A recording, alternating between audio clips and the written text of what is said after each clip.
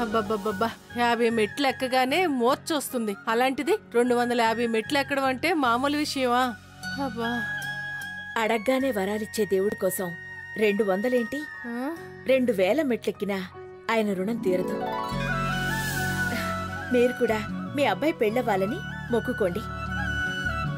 సిరి లాంటి అందమైన అమ్మాయి వస్తుంది. అలాంటి అందం ఫుల్ అమ్మాయి దొరకడం కష్టమే.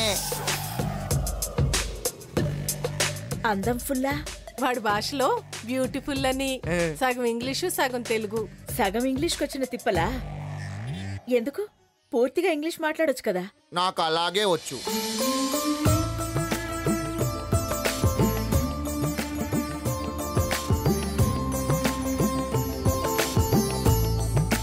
అత్తయ్య, ఏంటమ్మా సిరి, గాజుల కొండం అయిపోయిందా? లేదత్తయ్య.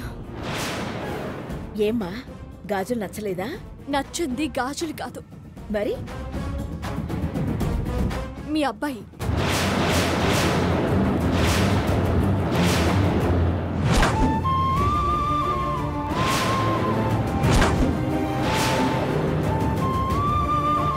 అబ్బాయా? తనేం చేశాడమ్మా? అది షాప్ అతన్ని కొట్టండి, అటువైపు వెళ్తుంది. కొట్టండి, కొట్టండి, అటువైపు వెళ్తుంది. కొట్టండి, అటు వెళ్తుంది. కొట్టండి, కొట్టండి. ఏ బాబు, ఏంటా గొడవ? గొడవ కాదండి, పాము. పామా?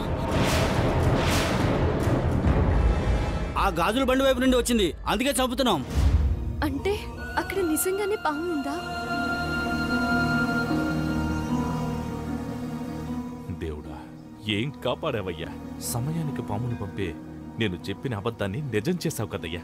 Thank you very much. పాపం, అనవసరంగా ఈ అపార్థం చేసుకున్నాను. అనరాని మాటలు అన్నాను.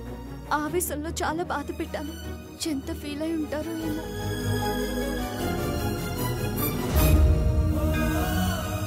అమ్మకేదో చెప్పాలని వచ్చావుగా, చెప్పు సిరి. చెప్పమ్మా. ఏం లేదత్తయ్య, ఇక్కడికి వచ్చిన పాముని ఆయన అక్కడే చూసి చంపబోయారు. పెళ్లి కాని వాళ్ళు పాముని చంపడం దోషం అంటారు కదా, అదే చెప్దామని వచ్చాను. ఓ అదా, అందుకేనా మీ అబ్బాయి నచ్చలేదు అని చెప్పావు?